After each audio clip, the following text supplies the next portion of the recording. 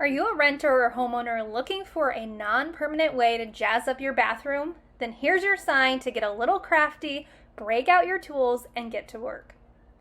For this project, I first measured my bathroom mirror to determine its dimensions, then headed to the hardware store to pick up my supplies.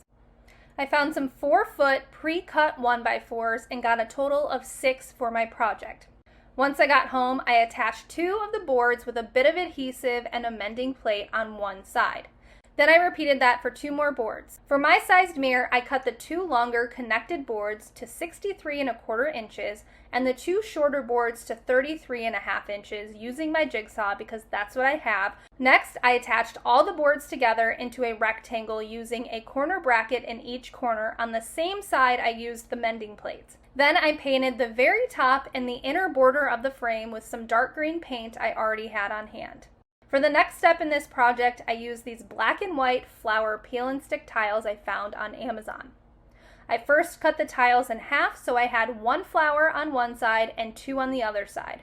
Then I cut the tiles again into 3½ by 3½ inch squares. It was now time to make sure the frame fit around my bathroom mirror. I had to remove my towel hanger and wall shelves to get it in, but it fit perfectly. I kept it on the mirror because I didn't want to go through the process of removing it, but I'd recommend finishing it prior to installing it. To make sure the frame was safe and secure, I added 4 command strips to the top that hold up to 20 pounds. Next, I began placing the peel and stick tiles onto the wooden frame, leaving a bit of gap in between each tile. Next, I mixed up some grout I already had on hand to a smooth peanut butter consistency and applied it to the gaps the same way you would with real tiles. You could also use caulk or joint compound to get the same effect. Lastly, I hot glued some Dollar Tree nautical rope to the inside edge of the frame to hide the reflection of the command strips. Now my boring bathroom mirror has some personality and is super cute with the addition of this renter-friendly frame. If you have a boring builder-grade mirror in your bathroom, this is the perfect way to spruce it up. I wanted the frame to have some depth, so I picked up the kind of weather stripping that has a double loop to it. I want to make sure they're all a little bit longer than the mirror so that they cover the edges up. I want to have my corners look as neat as possible, and I like to use an old box to make sure that I've got them perfectly cut.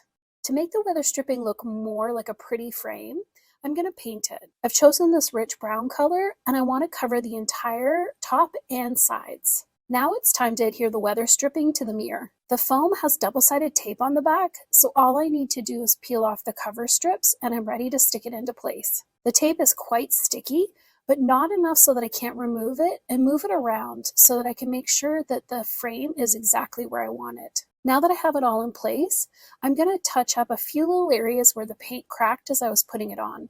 This is really easy to do with a small brush. The weather stripping was the perfect choice to make this quick and easy frame, and the mirror looks so much better now. I woke up so inspired to do a one-day project, so I went to my garage and grabbed some 1x4s. I cut down 2 30-inch boards and 4 18½-inch boards. I wanted this little mini shelving unit that I was building to be 30 inches tall and 20 inches wide. I wood glued and nailed that together, leaving 9 inches of space for each shelf, and then I went to Lowe's in search of a pretty piece of trim that reminded me of an old picture frame. So I brought those home and cut them down. I wanted to make sure that that thicker piece of trim sat flush with the inside edge of that shelving unit that I built. I also mitered the edges so that everything met at 45 degrees and it looked like a picture frame. I wood filled the corners and the nail holes, cleaned that up a little bit, and then grabbed some half rounds to use as shelf rails. I glued those in, and once it was dry, I spray painted it champagne bronze by Rust-Oleum. I did 2 coats just to really cover that trim, and once it was dry, I brought it upstairs, hung it up on the wall, grabbed some things from around the house and leftover objects that I had for the bathroom to decorate it with. It pulled everything together. But the best part about this project is you can totally customize it to whatever you want. You can pick your own trim, you can pick your own colors, you can change the size, the shape, really make this one your own. So I hope you give it a try and let me know if you do. Here's a quick and inexpensive way to update an old mirror. I grabbed this faux wood wallpaper off of Amazon, and it cost me less than $6 for the roll. I measured the width that I needed to cut the paper in order to fully fit this kind of mirrored border that I already had on the mirror. Once I had that width, I cut strips of the wallpaper a bit wider than what I needed. Then I simply placed the paper along the border on the left-hand side. It went on smoothly and easily. Once it was positioned where I wanted it to be, I used a straight razor to cut along the mirror's edge. I did the same thing along the right-hand side of the mirror, and then I worked my way to the bottom.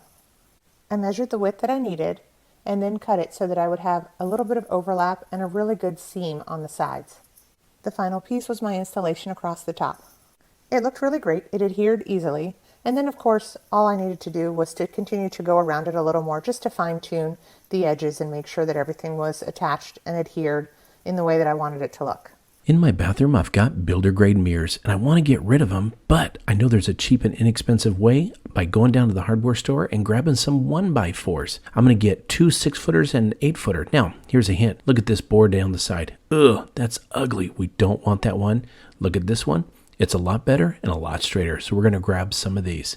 First thing I'm going to do is measure the width of the mirror and the height. I'm going to take those width and the height, and I'm going to go out to my table saw. I'm going to set it at 45 degrees. Cutting one side of the board, I'm going to get that first mitered 45 degrees. I'm then going to take my tape measure on the top part and measure out 62.5 inches. The mirror was 62 inches long, but I want to go a ½ inch over. It gives it kind of a floating look. I'm going to go ahead and cut that also at 45 degrees and match it to another board so the top and the bottom are exactly the same size without having to measure. Once I get that cut, what it's time to do is go to the Craig jig. I'm going to use this on the back side and get some pocket hole screws. These are invisible screws from the front, and they're great. This little jig is perfect for all your furniture needs. Once I go ahead and get it together, but what I need to do is put some glue on there. That little screw doesn't hold just right by itself. So once I get that glue in there, I'm going to put it together. I'm going to go ahead and insert the screw, put it in there, and then use everything that comes with it, including this bit, and put it together. Now the board's separated, but I kept putting some pressure on it and it came together. Once that glue gets all set up, I'm going to go ahead and go over to the other side, do the same thing, glue that joint. Once those all set up, I'm going to go ahead and flip it over because that was the back side that we were screwing. And then we're going to take some of the scrap woods and elevate it across the table. Then we're going to get some white paint. It's going to really look good against those gray walls that I have in the bathroom. Now I use a foam roller instead of a brush. That gets rid of all the brush strokes, and that foam roller does a great job and gives me a nice smooth coverage. Now, I could put some primer down first, but I think on this one, I'm just going to go with that paint and primer look. It's time to take it inside. Now watch this. We don't want a permanent install, so I'm going to use some 2-sided 3M tape. The stuff's great and it's really sticky. So I'm going to pull that off, stick it to the board, and I'm going to go ahead and hold it down there for about a good 30 seconds. Once I get it on there, I'm going to peel the other side off, and then I can go ahead and set it in place. I'm going to put it behind the faucet, behind the light, give it a little bit of pressure, put it all around, and look at that. It turned out absolutely amazing, and I love it. You can take any builder grade mirror and make it just look absolutely amazing. I hope you guys like this project as much as I did, and I hope it inspired you to build your own framed mirror in your bathroom or any other room. Thank you for watching Home Talk, and we'll catch you next time.